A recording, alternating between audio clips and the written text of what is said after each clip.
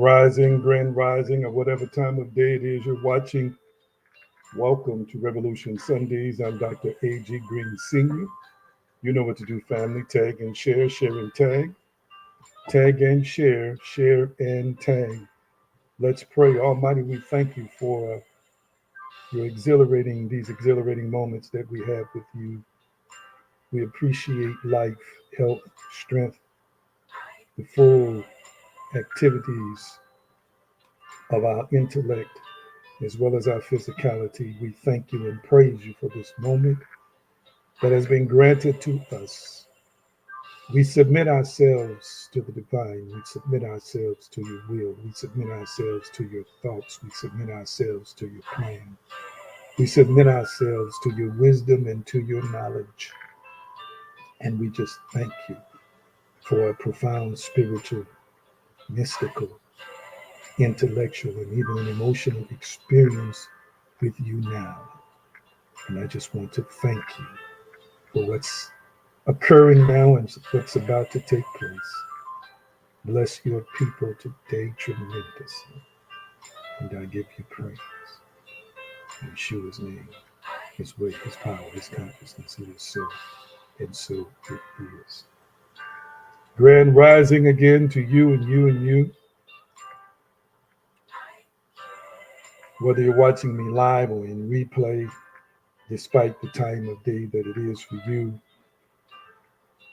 I am so glad to be with you here on this particular morning. Wonderful, wonderful, wonderful you are. And you know what to do. Tag and share. Share and tag. Tag and share if you would. And share and tag. Blessings to you. Grand rising, good morning to all of you all here on this particular day. It is such an honor and such a privilege to be with you on this particular day. When you've shared, type in the comment section, I shared. If you tagged, type in the comment section, I tag. And I trust and hope, as I'll check in with you in just a few minutes, that all is well. I always like to remind us of who and what we are, and what we can, what we cannot do, from Philippians chapter 4. I want you to type in the comment section, and I want you to speak out loud that I can. I can do all things through Christ, through Christos, through the energy, this energy, the power, the mind, the consciousness of Yeshua, the Christ. I can. I can endure. I can rise above. I can conquer anything. I can maximize my opportunities. I can have peace. I can have joy. I can have success. I can have happiness. I can have peace of mind. I can have stability. Yes, I can have love. I can have all the light and the love I desire. Come on, speak it out loud. I can. And type it in the comment section, as many of you already have. I can. You are in partnership with Yeshua. You are in partnership with the Christos. You are in partnership with Hamashiach. You are in partnership with the divine, the mediator of the divine name, the mediator of the divine covenant. You are a powerful spiritual species.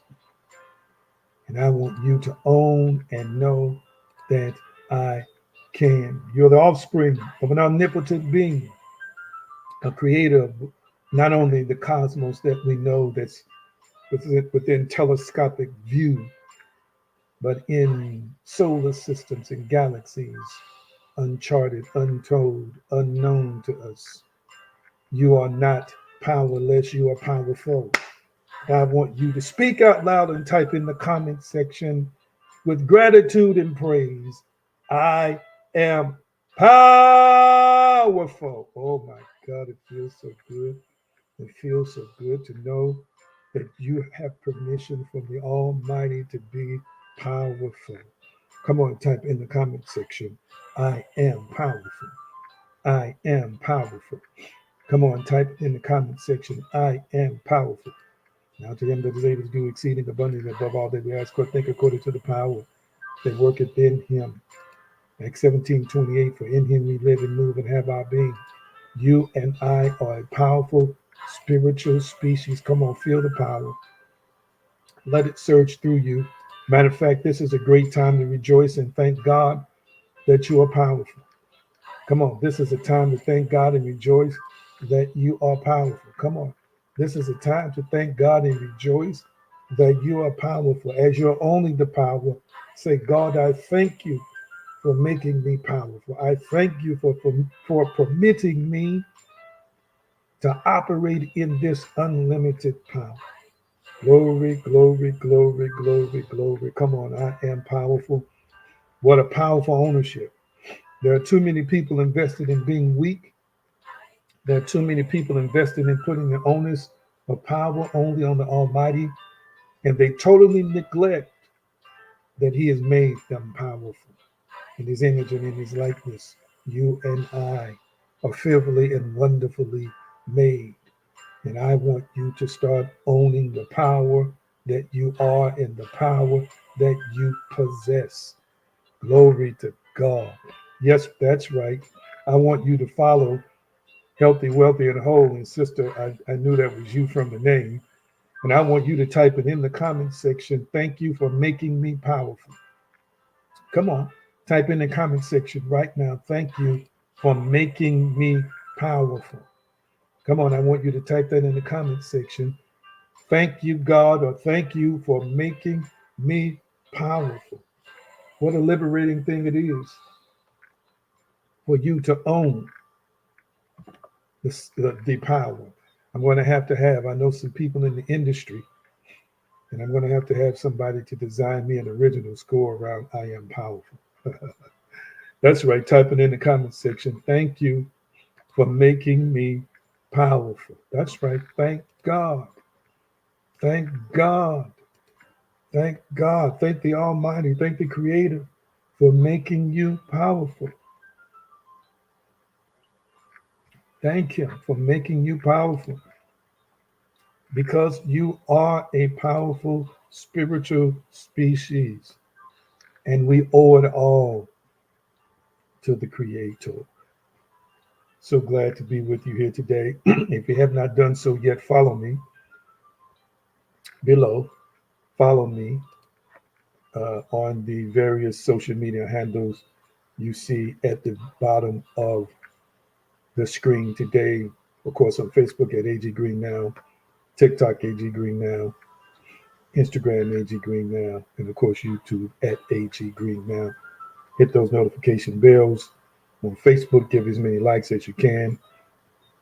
We want to impact the algorithm, and we want to draw as many people as we can into this connection, into this nexus, into this powerful gathering of people, of spirits who are here on this particular day. My sister, Pastor Janet, is on. I had to have her on when she releases her new book in just a few weeks. And that's a shameless plug for me to share mine with you at this particular time. I want you to visit theaggreen.com/sign up, theaggreen.com/sign up, so that you can receive this powerful ebook package, Unshackling Your Mind, Discovering and Overcoming Limiting Beliefs. It comes with over $100 worth of free stuff. Mind map, a mind map companion, a video overview. So far, from the people who purchased it and read it, I'm receiving glowing reviews. There are even couples out there who are studying it together as a project. I want you to get your copy if you have not received it already. theaggreennow.com/sign up. Again, I am so thankful, so honored, and it's such a privilege to be with you here on today. So quickly, while we are discussing what's in your cup, I want you to tell me what's in your cup today. Of course, I'm sipping on my regular coffee and French vanilla creamer, not nearly as exciting as Vivian's. Her brews, her hot coffee combinations that she has. No judgment here. Whatever you're sipping on is whatever you're sipping on. And when you tell me what's in your cup or what you're sipping and eating, tell me how you're doing. We'll do this also as a check in. Tell me how you are doing. All right, let's see. Let's see. Let's see. Let's see. Let's see. Let's see. Who's telling me? See, so Hillary, St. Louis rice and water. How you get St. Louis rice and I didn't get none? Your dad said he didn't see my text message yesterday. Okay, that's all I'm going to say about that because I sure requested some. All right, let's see. My sister Angela's on. She says she's got water in her cup. Awesomeness, awesomeness. Anybody else? Anybody else want to share what you're sipping and eating on? And also tell us how you're doing today. Tell us how you are doing today. I want to know. Tell us how you're doing today. I want to know as you're telling me. Look at here. Look at here. There you go, Vivian. Classic cinnamon rolls, coffee, hazelnut creamer. What a combination. Tasty, delightful, sweet combination there. Cinnamon rolls, classic cinnamon rolls, she says. Anybody else? And she says that she's well. Awesomeness. Anybody else want to share what you're sipping and eating on and how you're doing today? Let's see. Therapist Cotton says lemon water and ginger. He's peaceful and powerful. Awesomeness. Awesomeness. Krista says coffee with French vanilla creamer. She's doing okay. And wealthy, healthy, and whole. Let's see. Organic, cognitive cafe mocha. Wonderful, wonderful. Pastor Janet, somebody hit me up recently. They got the second and third order of that organic coffee from my Live Good site. And they said it's one of the best coffees they've ever had. They get clarity, they get energy. I'm gonna have to start putting my Live Good site up here. This person swears by the power of that coffee to help her start her day. So thank you for mentioning that. Let's see, Destiny's on. She says could be better, but she's grateful. Wonderful, wonderful, wonderful. My sister Angie says I'm doing great. Saying my handsome brother. Oh, who's your handsome brother? Would that be me? And I'm trying. I'm trying to look my best, such as I can. I appreciate you, but my sister is a little biased. Angie's a little biased, just a tad bit biased. Thank you all for sharing what's in your cup and how you're doing on this particular day. I appreciate you so much. Now, I've been in an ongoing series. And we're going to pick up today. Want my helpers to prepare. Let me make sure I'm in the right one here. I've been in a series for several weeks now, and we're going to just pick up where we started as it relates to that series. I want you to put up, copy and paste for me, my helper, Psalm 1837, Psalm 1837, Psalm 1837, Psalm 1837, Psalm 1837. Thank you so much. Thank you so much. Psalm 1837. And actually, let me take that off the screen because I think that this is part 6 now. I told you I just kind of stopped counting since I'm in this setting. I just start counting the number of series. Let me do it again. Put it back up. There we go. Okay. I start counting. This is actually part 6. And I want my helpers to copy and paste that text. Thank you so much. I pursued mine enemies and overtook them. I did not turn back till they were destroyed. Till they were destroyed. And so the subject that I've been dealing with for the last several weeks is seek and destroy. Seek and destroy. Almighty, we thank you for the impetus, the gravitas, and the sagacity to seek and destroy anything that is categorized as our enemy. And I bless you in Yeshua's name. It is so, and so it is. Seek and destroy. Seek and destroy. I encourage you, if you would, while these videos are still up on the timeline, at some point in time, I'm going to clean them up. But right now, the previous installments of this series are on the timeline, and you can pick up at any point in terms of previous installments and teaching that we've done on this series. I believe that it's going to bless you richly, and it's going to bless you tremendously. And so we've been again discussing uh, this fascinating topic, and I want to pick up where I left off. We gave you some historicity on David. And again, I remind you in terms of the power of the depiction of David in ancient texts as being a number one, incredibly talented, dynamic, and powerful man. But as I said before, sometimes when you are reading something that somebody has written, I want you to take into account the character, the disposition, and also the experience of the one who is doing the writing. The psalm is attributed to David. And so we don't just want to see it through the eyes of a civilian. We don't just want to see it through the eyes of a pacifist, but you want to see this text through the eyes of a warrior, of someone who has fought many battles, who's engaged in many wars, and who has been groomed, cultivated, and developed to become a polished, skilled, ultimate warrior, a champion. You are listening to the heart of a champion. You are reading the heart of a champion. I was sharing with somebody recently how I was watching one of my favorite shows. I don't get to watch it too often because typically I'm doing something. But in the past couple of weeks, I just decided to reconnect with it uh, while I was working and doing other things. It's called First Take, one of my favorite uh, sports pundits. Stephen A. Smith is the executive producer, but also the star of the show. And he and Shannon Sharp do Mondays and Tuesdays together. And they were reviewing a news headline, and this is no shade on anybody, on Baker Mayfield, who was interviewed before the Tampa Bay Bucks game recently. Tom Brady was calling that game, and he basically mentioned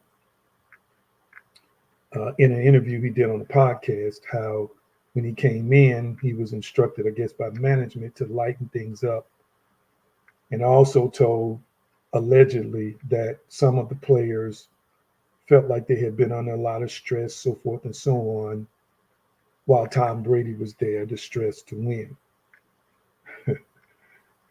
So they discussed these comments that was made. Baker Mayfield later tried to come back and clean it up, but he said what he said. And Tom Brady responded.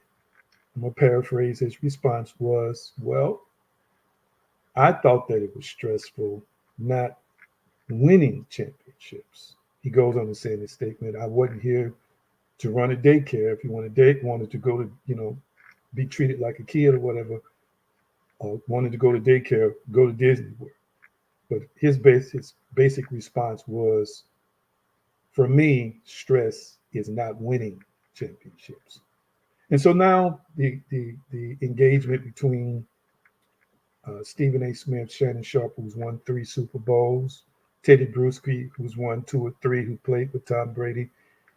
It was one of the most inspirational discussions I ever heard because we had 2 sports champions who had won multiple, at least 6 or 7, at least 5 to 6 Super Bowls between the 2 of them, discussing the mindset of champions, and basically saying until you have won a championship, until you have sold yourself completely and devoted yourself completely to the process of winning, then you don't understand what it's like to be driven to win. I love the discussion. It was off the charts. I think they were supposed to do some other topics and they just let it fly for like 20 minutes. And I'm sitting on the edge of my seat listening to champions talk about their struggles with balance in life, that balance is overrated. How when they made it, many of them made it to the Hall of Fame, they apologized to their families. They were saying the drive to be the best consumes you. And this was in response, confirming and approving what Tom Brady said versus what Baker Mayfield said, who's never won anything in terms of Super Bowls. Why did I say that? Because listening to them talk contextualize the impetus, the drive, the sacrifice in the sports world, the dog, the sicko that was in them that made them champions. So when champions speak, when winners speak, when people who've overcome speak, when people who've been to hell and back speak, I listen. When people who've gone through hell and high water and have survived, I listen to them because I realize it's not theoretical. It's not something they read. It is something that they have lived and achieved. And I say, frame this in the same context when you're reading this text as it relates to the mindset of David. You're talking about a killer. You're talking from the context and perspective of a warrior. You're talking or you're listening or reading the insights of somebody who knows what it means to go hand to hand, breast to breast, arm to arm, shed blood. Am I making any sense to anybody? So I want you to understand that a certain mindset and a certain inspiration should be extracted from this text that is applicable in our personal lives. Absorb the energy, absorb the power, absorb the intensity, absorb the level of intensity from this warrior who speaks. As I listened to champions and absorbed it from them, could feel their presence. I could feel their energy through the TV screen talking. I mean, it went up several levels. It's like they became different people in the moment talking about their quest to be the best. So when we are discussing Psalm 18 and 37, I need your mind to just connect with somebody who was willing to win and had made the sacrifices no matter what it took. We put that text up again. Now I want you to read it. I want you to see it.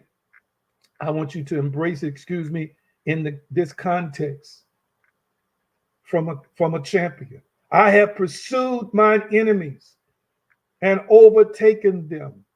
Neither did I turn till they were consumed. Wow. I want you to type real quickly in the comment section, I am committed to being a champion. I want you to type that in the comment section. I am committed to being a champion. I am committed to being a winner. Type that in the comment section. Type that in the comment section. I am committed to being a winner. There are a lot of people who talk about being a champion. They talk about winning. They want to be like David, but where's your commitment level?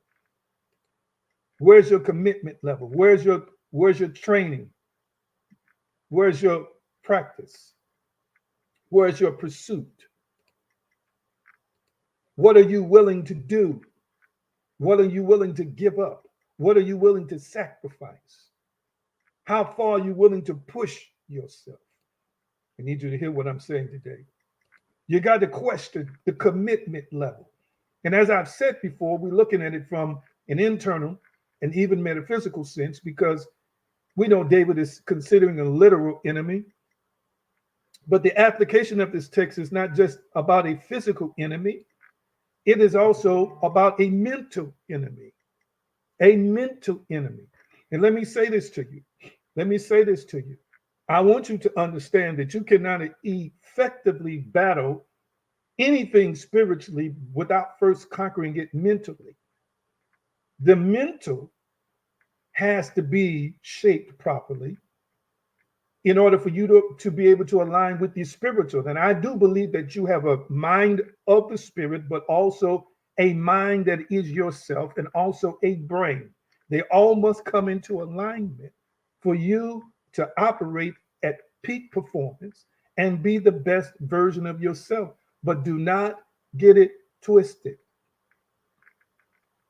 Power without mental balance, power without mental stability is a recipe for a disaster. How many tyrants and dictators, family, have you and I read about in history, including the one that's in Russia right now that just thought he'd invade a sovereign nation just for the heck of it? When people are not mentally stable and they have power, then destruction follows in their wake. I want you to understand what I'm saying today.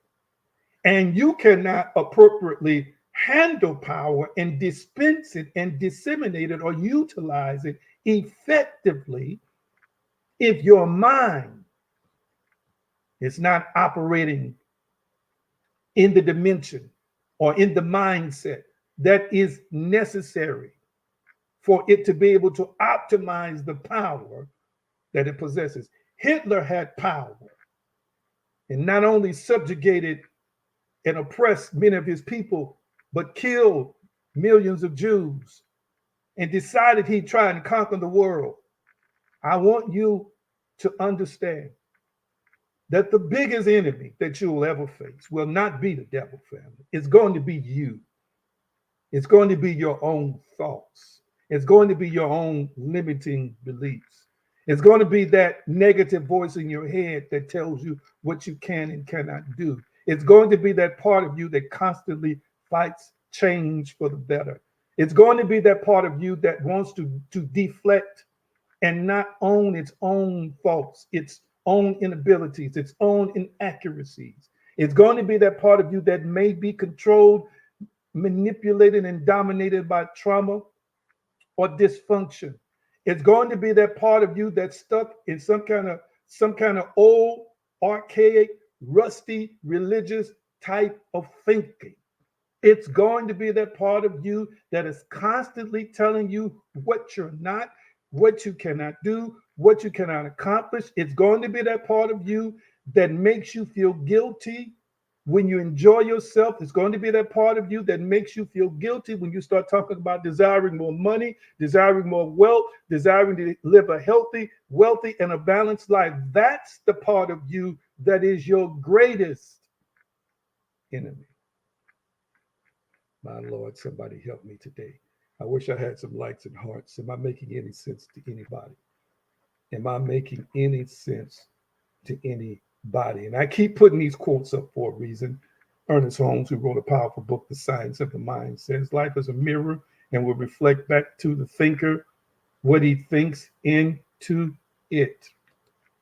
It will reflect back to the thinker what he thinks into it. Bob Dylan says, I've met the enemy. I've met my twin. Fought my twin, with my twin, the enemy within. I mentioned to you a few weeks ago about this double-mindedness, this triple-mindedness, this quadruple-mindedness, these multiplicity of minds that are operating in one physical body, in one avatar body that is constantly creating internal strife and division on the inside of us. We're looking at any potential enemies within. You will not conquer anything that you consider to be without until you can first conquer that which is within. And even if you have some effectiveness, hear me, dealing with external, what we consider to be external enemies, you will still find yourself on a self-destructive path if you do not have inner peace, if you have not conquered and mastered yourself. Oh my God, somebody help me here today. I wish I had more likes and hearts. Let's get deeper into it. Let's see where we were. We've already discussed the operative words pursued and enemies. Pursued is not just chasing, but it's chasing after something with a hostile intent. Of course, anything that's an enemy, or in plurality here, is an adversary, is a foe, is someone who is opposed. Walt Kelly, we have met the enemy and he is us, end quote. It is possible, since you and I are driven by what we think and driven by intellect, we are thinking sentient beings. Thinking sentient beings. Therefore, everything that happens in our lives is based on what we think, which ultimately decides or ultimately will decide what we do. We visited Colossians 1:21, you once being alienated and enemies in the mind. We discussed Romans 7:21 through 23, for I delight in the law of God after the inward man. But I see another law in my members, warring against the law of my mind and bringing me into captivity to the law of sin, which is in my members. Verse 25, I thank God through Yeshua Christos our Lord.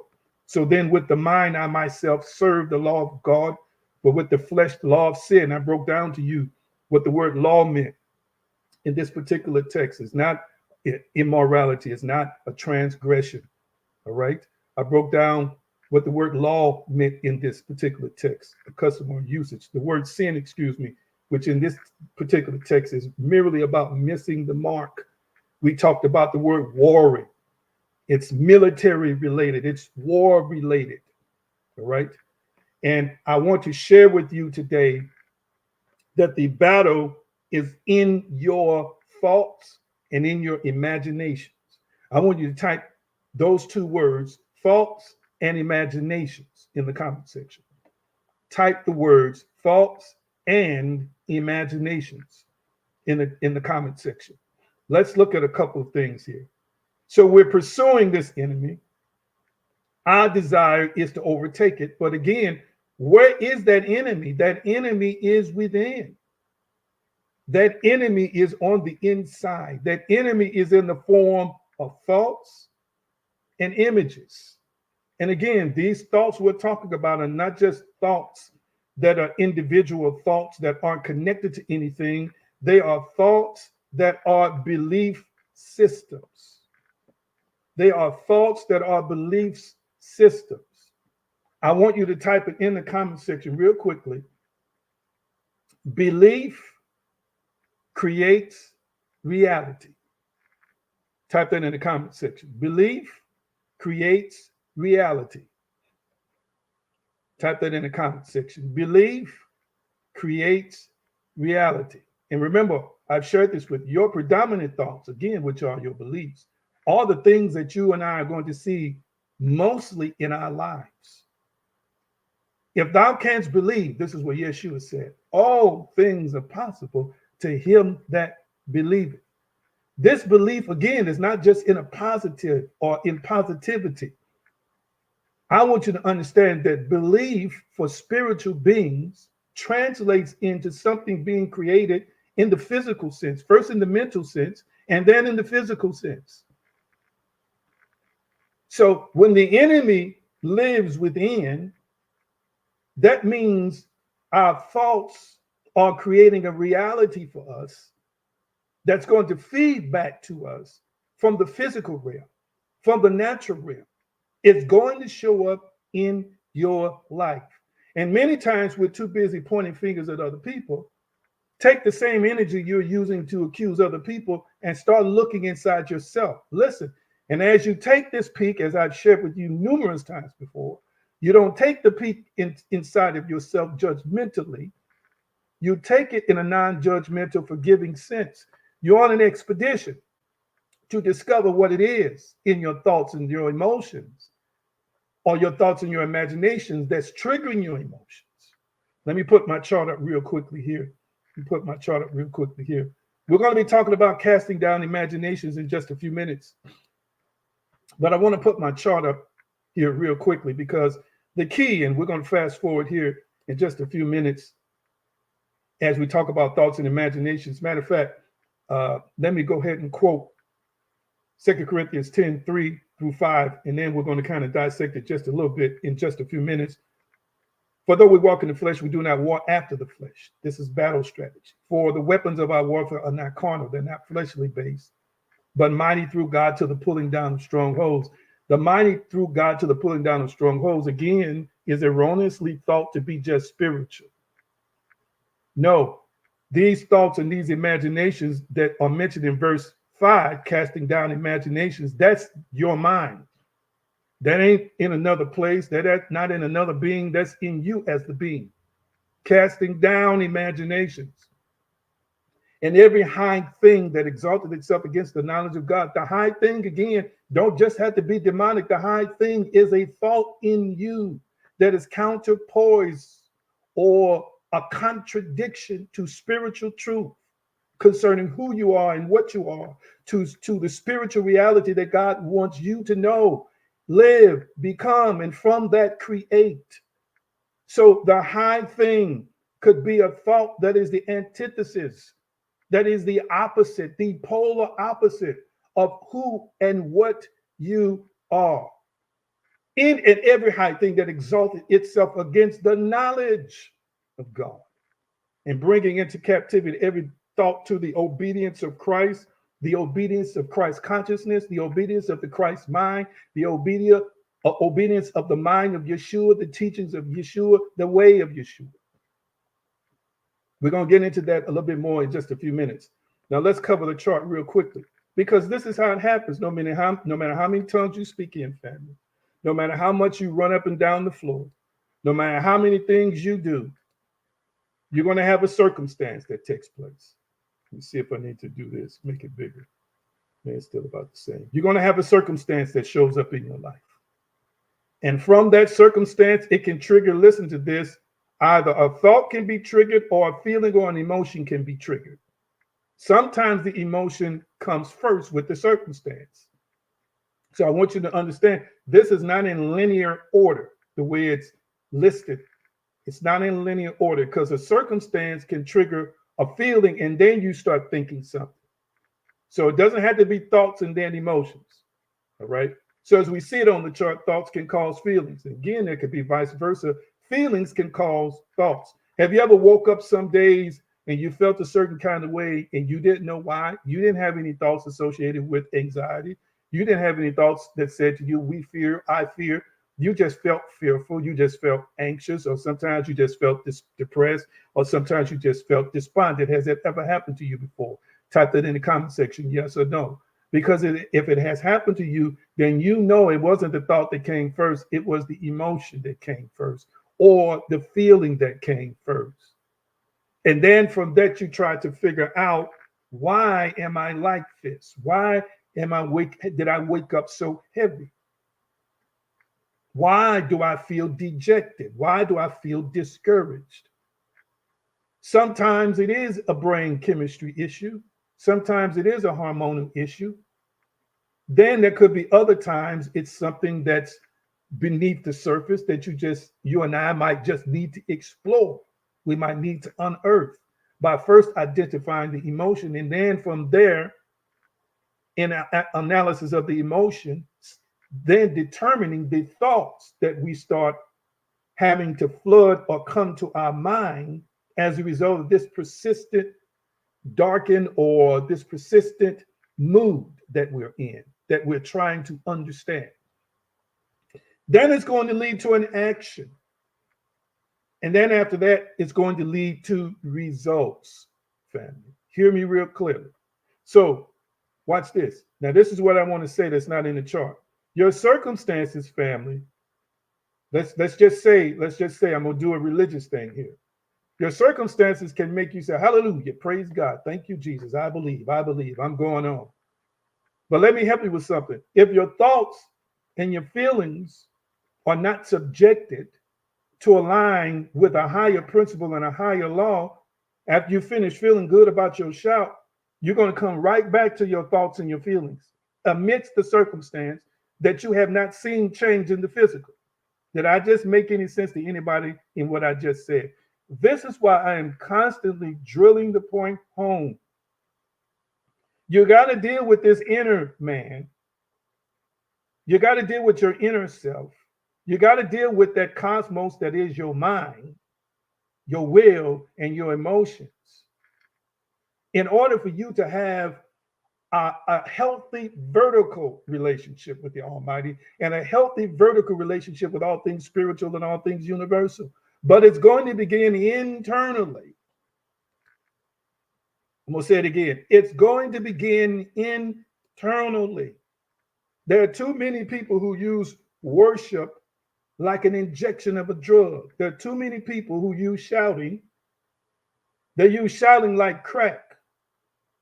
There are too many people, watch this, who are elevating their serotonin levels with praise. But when they come down from the praise, you still got the thoughts, and the feelings will eventually return, or the feelings will return, and then the thoughts will return.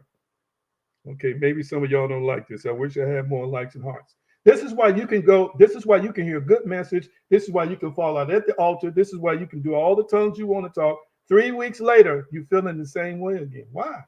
3 weeks later, the thoughts start resurfacing. 2 months later, and you said, I thought I was delivered from that. I thought it was, over with.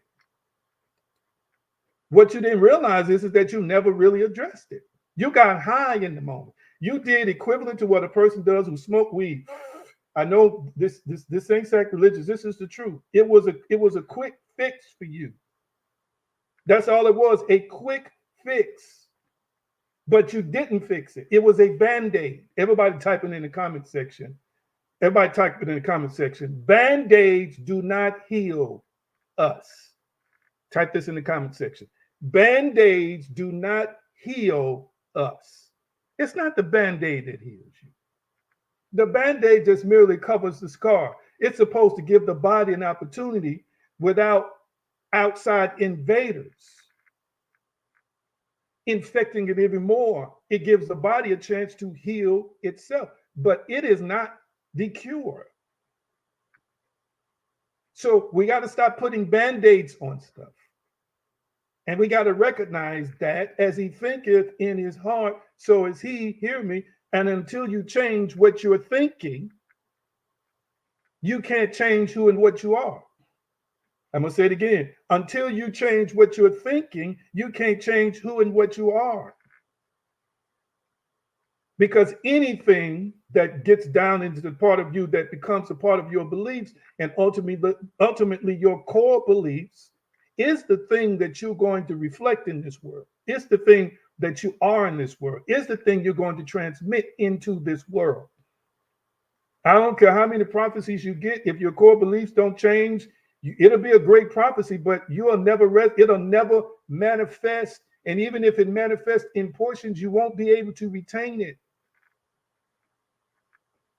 Because it is possible to have something dropped in your lap like lottery winners do every day and still spend it all, like professional athletes are doing as we're speaking, millions of dollars, but because the mindset was not that of wealth and the mindset was not prepared for the wealth, they squandered it. So it was a blessing that they could not keep.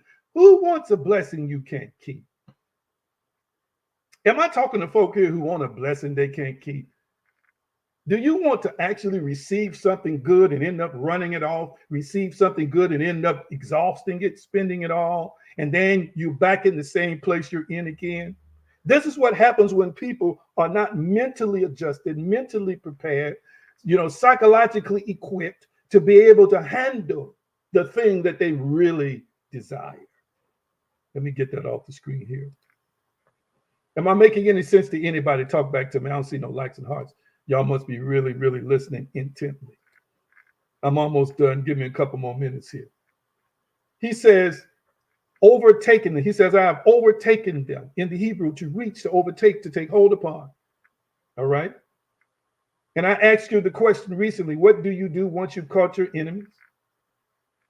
And that's a good question. What do you do once you have recognized it's in your thoughts? What do you do once you have recognized that you imagining catastrophes over and over again? What do you do when you recognize that your behavior is not the behavior you want and it's coming from the thoughts and the images that are in your mind? I ask you the question, what do you do?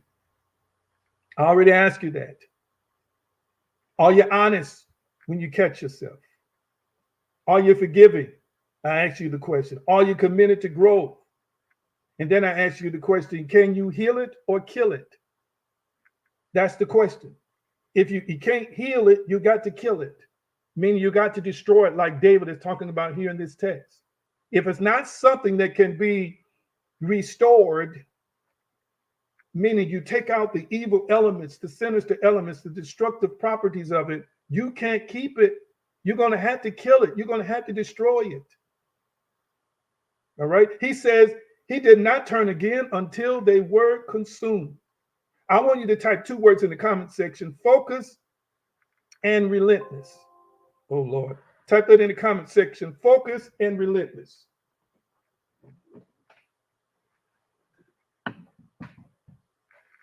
Type the words focus and relentless. Forgot to plug this thing up. It's operating on battery. Sorry about that. Type the words focus and relentless in the comment section.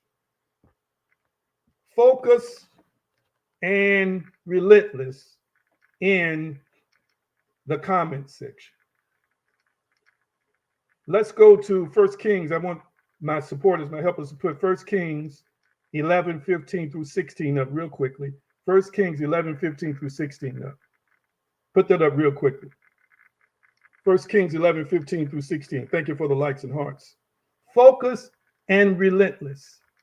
I could have said relentlessness, but this is what you and I must have when we are addressing things inside of us that are in need of change. If you are identifying the enemy, watch this, in your eating habits, you got to be focused on what it is, and you got to be relentless in terms of what you have to do next to keep you from eating yourself to death or eating yourself literally into bad health. Come on now. If you got a violent temper, if you got a bad temper, your focus is on the temper. Your relentlessness says, here, listen to me. I will not stop dealing with these inner thoughts that create rage in me until it is completely obliterated and controlled. All right. There we go. Here's the text here. Here we go, right here. For it came to pass when David was in Edom, and Joab, the captain of the host, was gone up to bury the slain after he had smitten every male in Edom. Listen to this. For 6 months did Joab remain there with all Israel until he had cut off every male in Edom. Let's stop right there. Every male in Edom. This is very violent. These are some texts I don't even like to get into sometimes because it's just kind of hard to justify. But I'm just saying, this David that we're reading, that we believe wrote this psalm, is also to believe to be responsible for this incident in 1 Kings. He killed every male. I'm asking you the question: are you willing to be relentless enough to deal with every thought and every image in you that you know has been holding you back? You may have just discovered it. You may have not discovered it. You may have yet to discover it. But if you have discovered it, it's causing insecurities. It's causing self-hate. It's causing low self-esteem. It's causing you to look at God the wrong way. It has jacked up and hijacked your worldview. It has made you passive. It has made you fearful. It has made you ashamed. It has made you scary. It has made you a coward. Come on here, somebody. It has made you a victim. When you discover these thoughts, you can't just say, I'm giving it to Jesus, I'm giving it to Yeshua, and it's over with. No, it's not over with. Paul said, with my mind, I serve that same Lord. If you don't deal with it in your mind, it's going to continue to dictate your course. And I got to ask you the question, are you willing to be relentless with it? I don't see no likes and hearts now. This is the pressing question for you that is on the table. When you start realizing you've misinterpreted text, when you start realizing you've been teaching and living the wrong stuff, when you start realizing that you've been living in a box, a self-imposed box, or a box other people designed for you, and you walk right into the box, once you discover you're in this box, what you going to do? I got another question to ask y'all. Once the divine turns the light on you, and you start seeing stuff you did not see before, that is totally against what you were taught, what are you going to do with that? Are you going to be relentless? Because this, again, is connected to your ability to fully express yourself as a child, as a divine being, as the offspring of God. And once it is discovered, truth starts coming to light, family. I got to ask y'all a question. What are you going to do? What are you going to do? What are you going to do when you start realizing you've been perpetuating dogmas and doctrines that's got nothing to do with God? What are you going to do? This stuff is in you, family. What it once was an ally is now an enemy. Oh, I'm going to say it again. Where it once was an ally, it's now an enemy. Do you realize that there are some beliefs that you and I have had that got us through certain times in our lives? But it was only for that season. Once it no longer serves you, hear me, once God provides greater revelation for you, you got to turn it loose. One of the things I liked about Paul is that Paul just basically told them in one of his writings, you know, y'all some elementary school folks, you got to move away from elementary things. Hear me, you got to get off the milk. I'm not, you know, y'all know I'm just being me. I'm just being me now. Listen, I'm not, y'all know me, I'm kind of out there. Listen, that's milk is for babies and for men too. I just like that. But hear me. Yeah, I just said that. I just said that on the podcast. Yes, it's for men too. Yes, because where that milk comes from with a woman, yeah, we like to be there. But what I'm trying to say is if you run across a 30, 40-year-old man, and the only thing that man has for its sustenance is breast milk. Breast milk. Come on now. Hear me. If you see a 20-year-old sitting in the lap of his mama breastfeeding, you know there's something wrong with that. Come on now.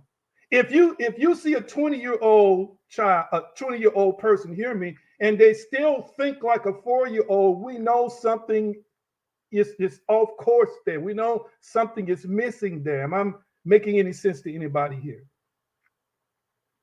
And what I'm trying to say is that some stuff was milk.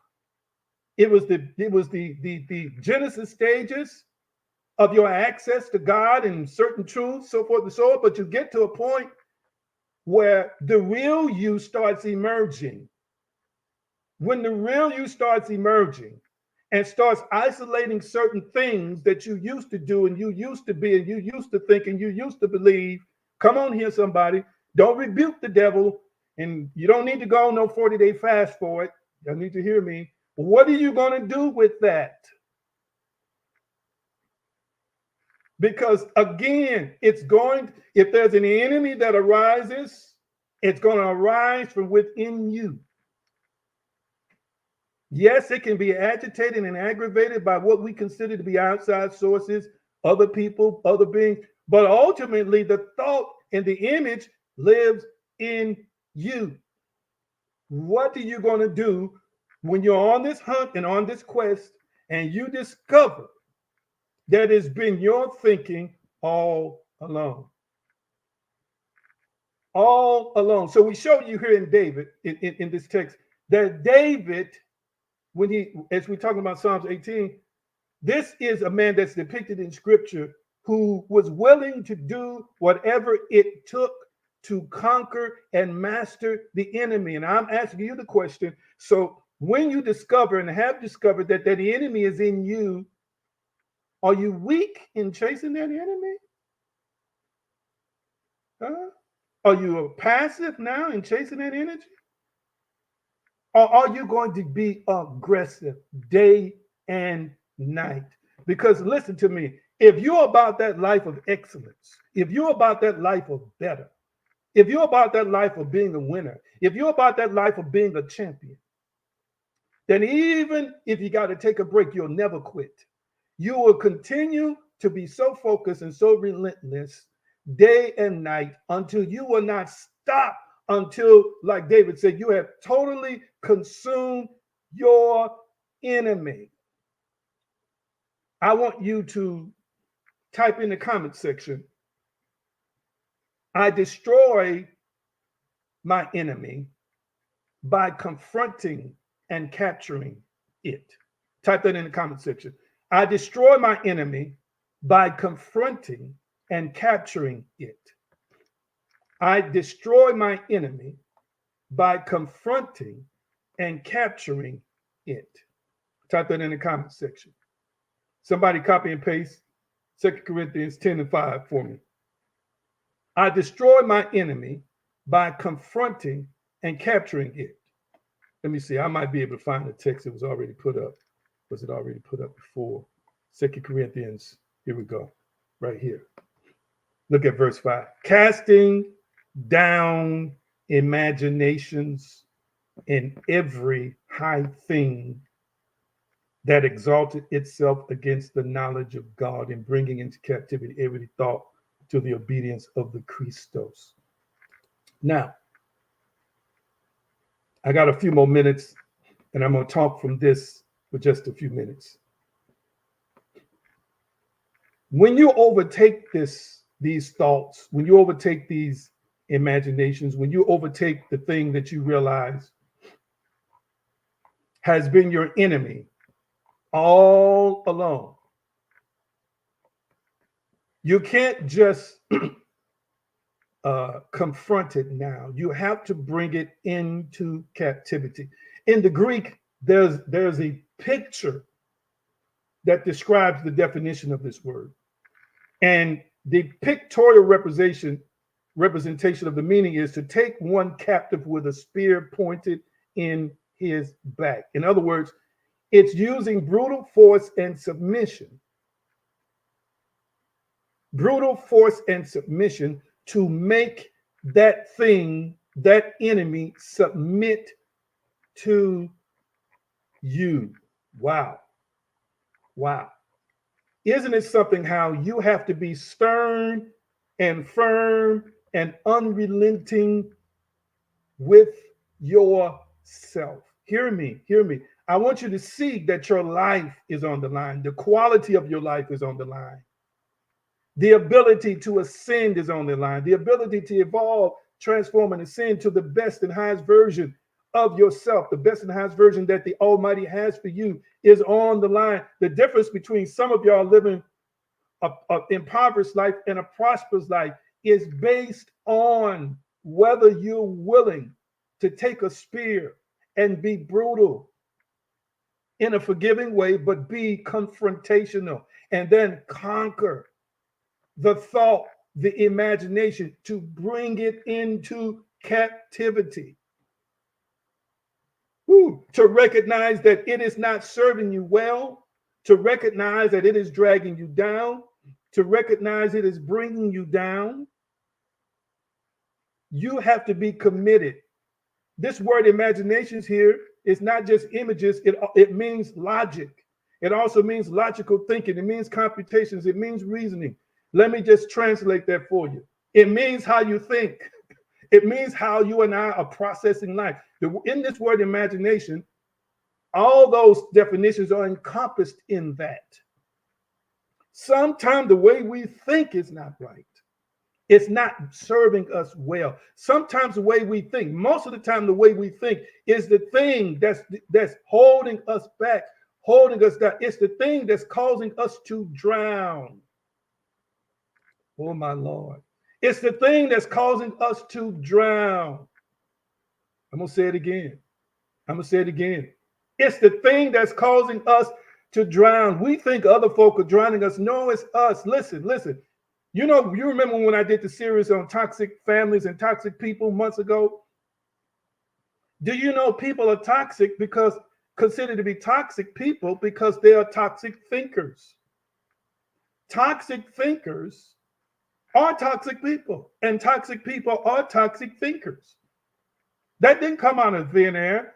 That toxicity, it doesn't just come as a response to other people's behavior. No, no. Yes, yes, yes, yes, yes, yes. People respond that way because they have learned to become toxic. And until they change the toxicity in their thinking, they're not going to be able to change the toxicity in their behavior and the toxicity in their actions. Hear me?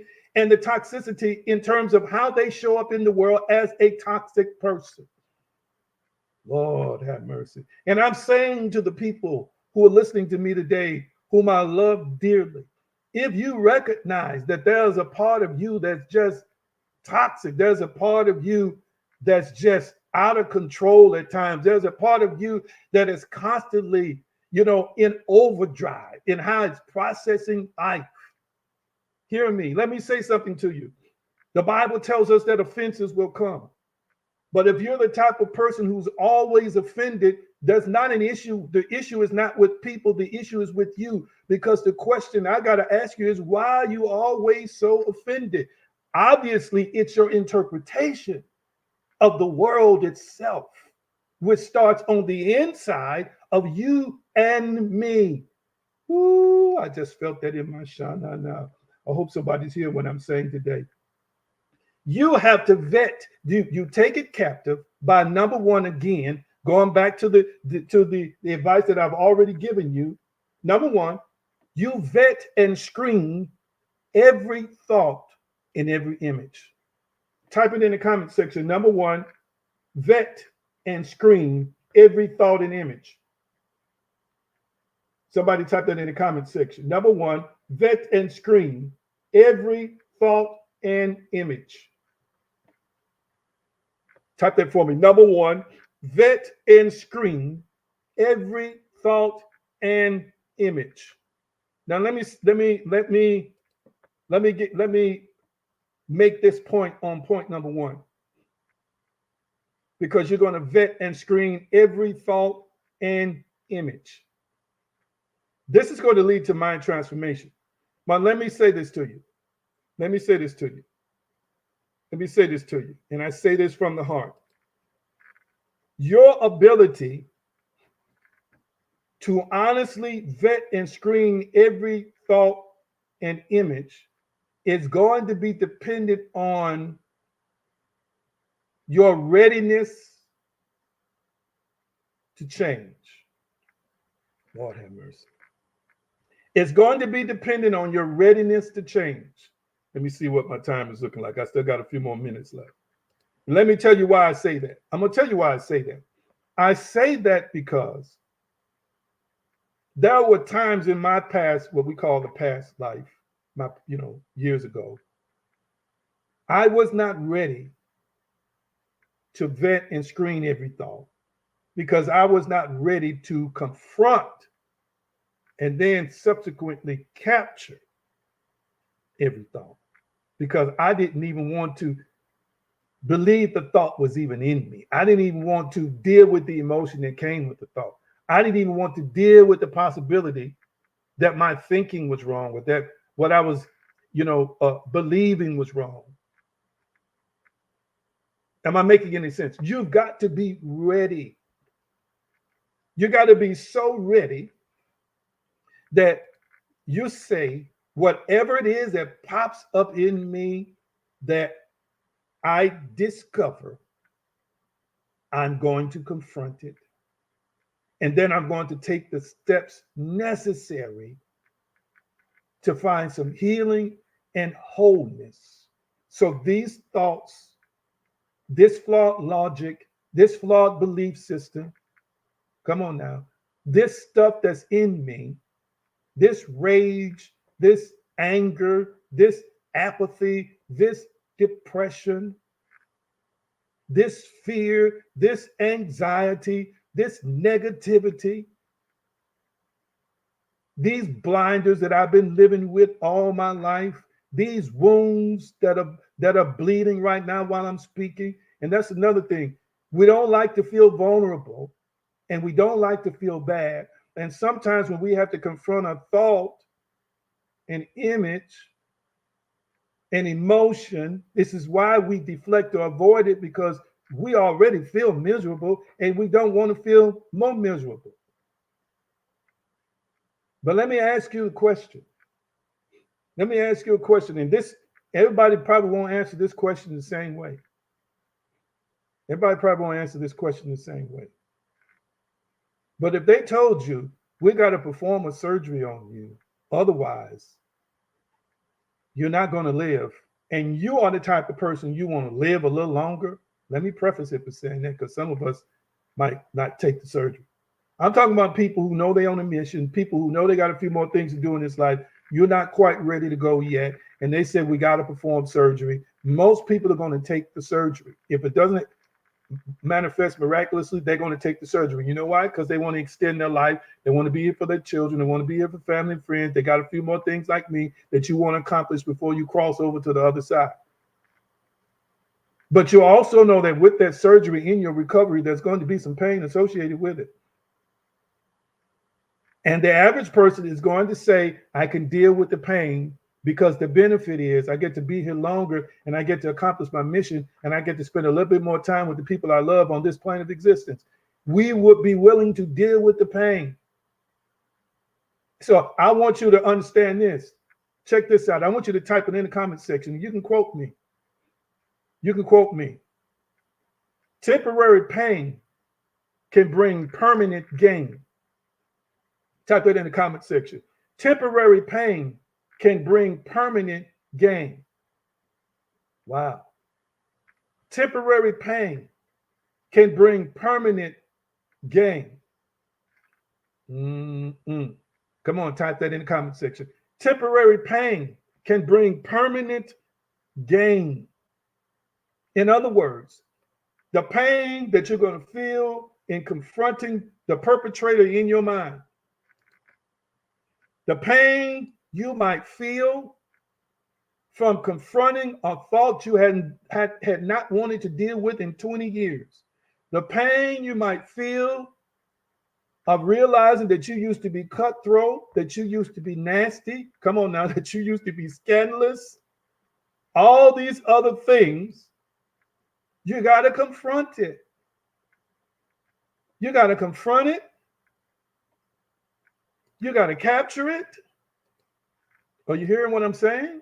You got to be willing to do it, because you cannot effectively move forward, my loved ones, my family, until you confront it and then capture it. Watch this. Last but not least, I don't have time to get into all my steps today. When you bring it into the obedience of Christ, the Christos, you're bringing it into obedience of spiritual laws and spiritual principles that are in alignment with Yeshua. So the first thing you got to do is, number one, after you confront it, after you take David's advice and decide to consume it, all right, let's go back. When you confront it, before you conquer it, the first thing I want you to do is say, yep, that was me. Yeah, that was definitely me. Wow. And you might start realizing in a moment, I thought like that because mama put that in my head. I thought like that because Ray ran over me with a truck, or I thought like that because, Sally just treated me like crap. Yep. I thought like that because I didn't have a mother, I didn't have a father, or I thought like that because everybody turned their back on me and this is what I did. Listen, once you confront it, and once you own it, number one, you ask the Almighty to forgive you. Number two, you forgive yourself, period. And then guess what you do after that? Then you conquer it. You master it. You dominate it. Find you a scripture that shows you're forgiven.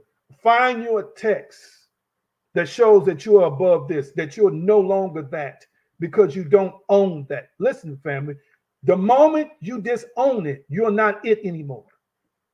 We don't understand that when we own something, when I say disown it, I mean that negative aspect of your thinking, that negative aspect of your feeling, that negative aspect of your belief system that you know has brought you to this place. For example, it brought you to a place where you are cynical, where you don't trust people, where you are constantly expecting folk to come out of a bag or a box to betray you. Hear me. When you discover that's you, and I can get into 1,000 other things I could say, I'm just using these limited, crude illustrations. Once you realize that and you forgive yourself because you have repelled many opportunities, you have also crafted and constructed a reality where more people like this are going to pop up in your life. Once you realize that you have been the creator, you have been doing this, you're the one who's been holding on to this, and you have forgiven yourself. Once you release that, it's not you. It's not you. It has really always just been a part of your experience that you owned as you, but it's no longer you once you denounce it. Once you let it go, you have started the process of mastering that thing in you. Oh, I feel something here. I hope somebody's hearing what I'm saying today. And even if it comes back to your memory, it doesn't mean that it's still yours. It just means that there's a residue, there's an echo. And when it tries to regurgitate, when it tries to represent itself, you say, no, I don't own that. That's not me. I don't choose you no more. I don't choose you no more. And let me share this with you. Let me share this with you. Let me share this with you. When the sting is gone that's associated with the belief, the sting is gone that's associated with the thought, then you know you're on your way. Okay? Let me help you with something. When you have disowned something, let me see, how can I put this? What's a good way? What's a good illustration I could use here? What's a good illustration I could use here? Let me tell you how you know you're over something. Say you had a nice car. It came to you at a sentimental time in your life, and it became very sentimental to you, or a difficult time became very sentimental to you. After you sold that car, after you wrecked that car, you probably cried, or you probably had some emotional moments for so many weeks, some folks even years. But then you found yourself thinking about that same situation, and the emotion wasn't there anymore. The thought came, but not the feeling. That's how you know you've mastered it. You know why? Because that emotional energy is not there. And I'm saying to you right now, when you disconnect and disown and conquer something, you also release the energy that bound you to it, the energy that to your body made it real for you as a real situation, as a real event. That same level of energy should not be there anymore once it's over. And if that energy is there, it's because you got to do some more inner work. Wow. So, as you're casting down these imaginations, you're vetting and screening and paying attention to every thought. And once you decide what is and what isn't, you've asked forgiveness, you've released it. Now, the second step for you, I'm going to stop here. The second step for you is to start building yourself up, rebuilding your that part of your mind, rebuilding that part of your heart, because sometimes our identity is so intertwined with these events. So in other words, you might have defined yourself as being subpar. You might have defined yourself as being inferior because of what you were holding on to, because of Those thoughts that kept feeding you, you're not this, you're not this, you can't do this, you can't do this, you can't have this, you can't have this, you can't be this, you can't be this. There's no way you can accomplish this. There's no way you can accomplish this.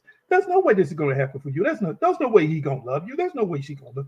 There's no way you don't look good enough. You're not smart enough. You don't have enough education. God don't even see you. God don't even know you. God don't even love you. You can't be used like that in ministry. You can't be used like that to help people. You made too many mistakes. If they only knew your past, nobody would ever select you. Listen, once you conquer all that trash, you got to replace it because your identity was tied to that stuff. Now you got to start rehearsing. I'm fearfully and wonderfully made, that my soul knoweth right well. You got to start redefining yourself with your confessions by programming your heart and your mind to recognize the greatness that you are, the greatness that is within you, the greatness you have been sent here for, the great things you are going to accomplish, the people you're going to impact, the changes that you make in your life are going to make a ripple effect. You got to start reprogramming yourself with positive affirmations. Because what you say have been saying to yourself all these years caused you to become the person you were before you ejected or expelled those damning, limiting beliefs, those damning, limiting thoughts and imaginations. You became that because you continue to think that you were that over and over and over and over again. Oh my God, I hope somebody's hearing what I'm saying right now. I don't see no likes and hearts. That woman with the issue of blood that I love so much, she said within herself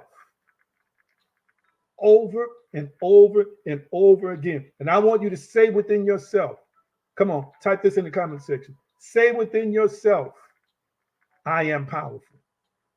Type that in the comment section. I am powerful. That's number one. Number two, say within yourself, I am an overcomer. I am a champion. I am a winner.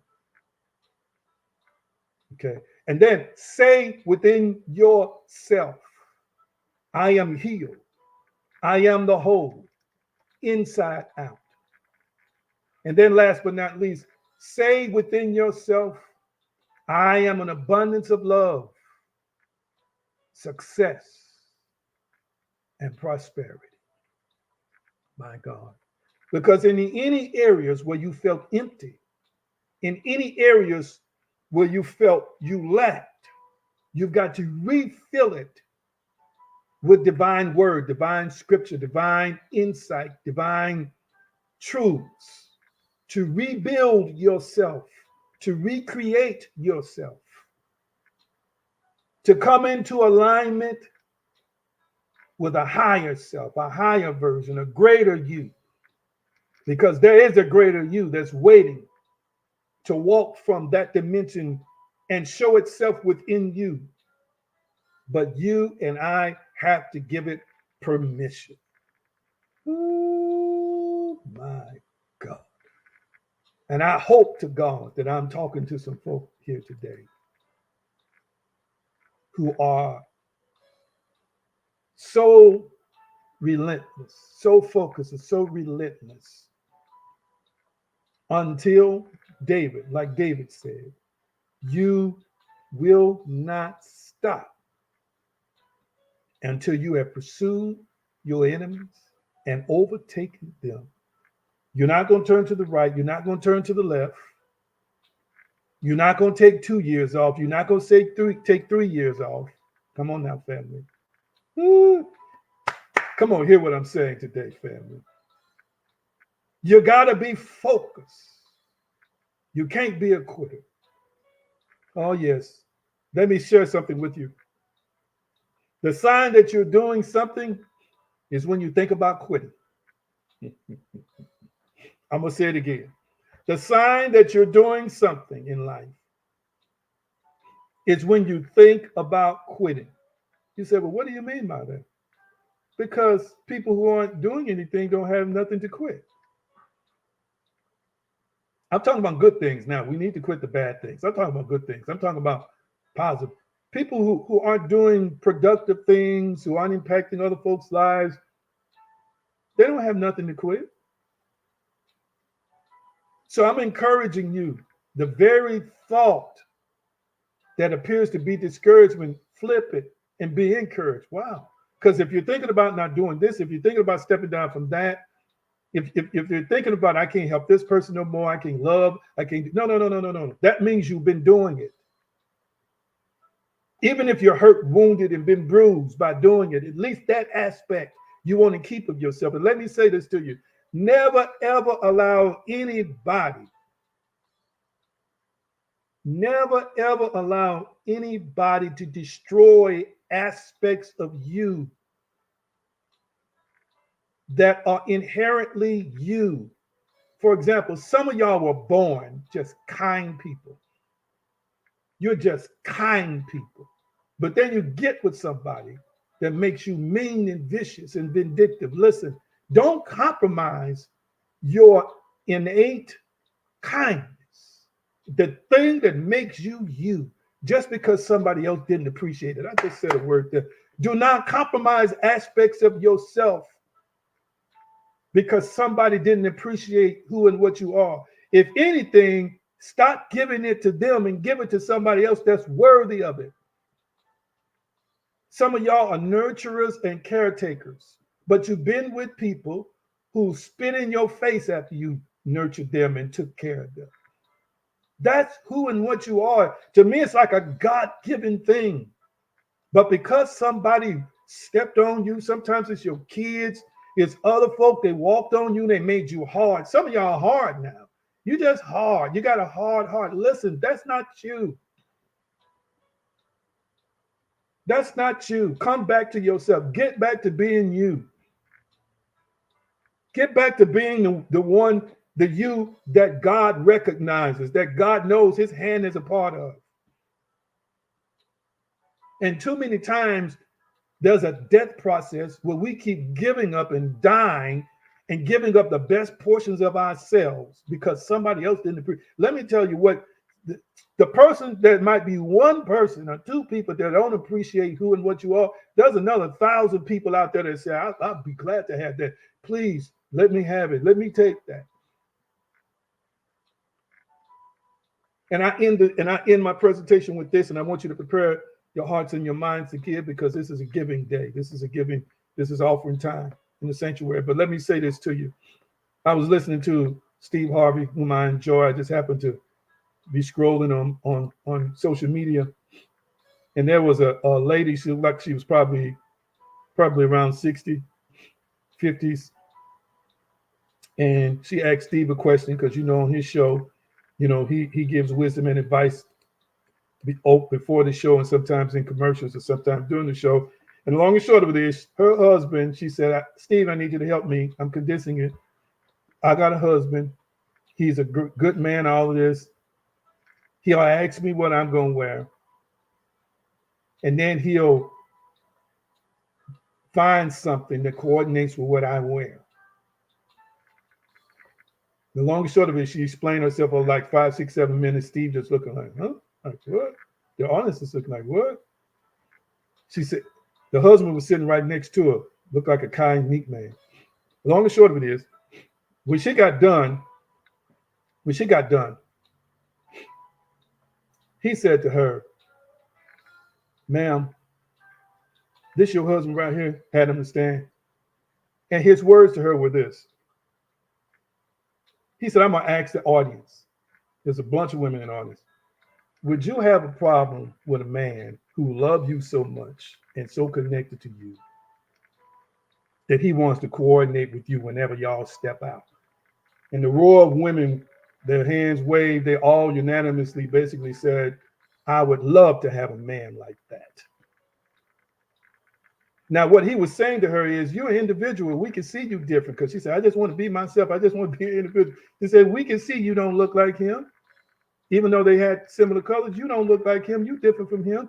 He was saying, you're blessed to have a man who loves you so that he wants to connect with you in every way he can, including with color coordination. Now, don't get me wrong. I understood what the woman was trying to say, but he spun it for her to see.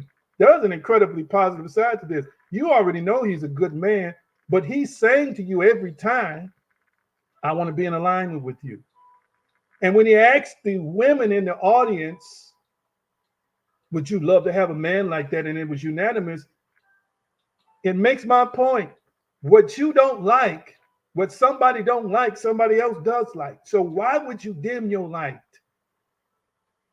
Why would you withdraw your heart? Why would you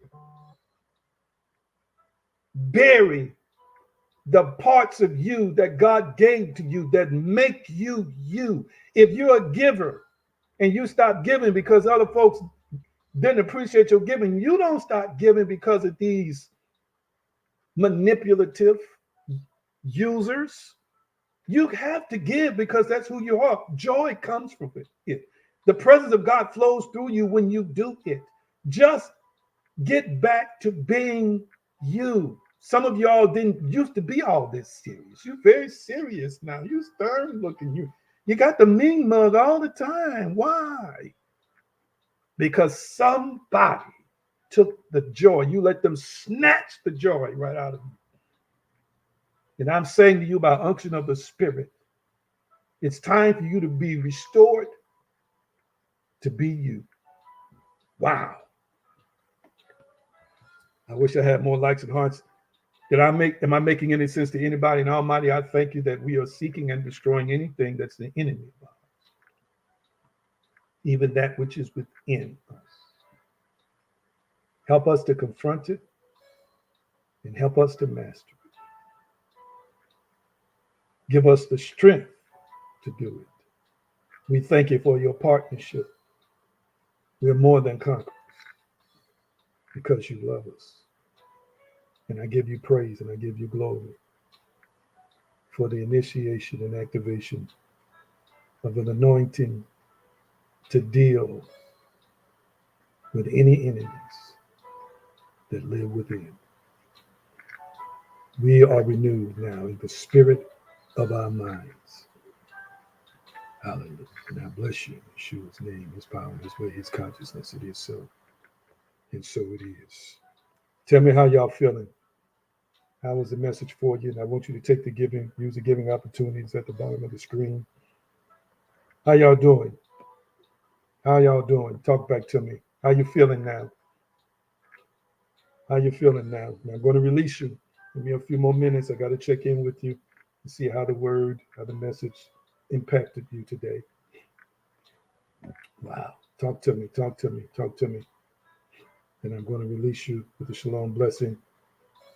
Cash App $AG Green, $AG Green now. You can use the Zelle phone number at the bottom of the screen. Thank you for your gifts of love that you're going to sow today. Talk back to me. Let's see here.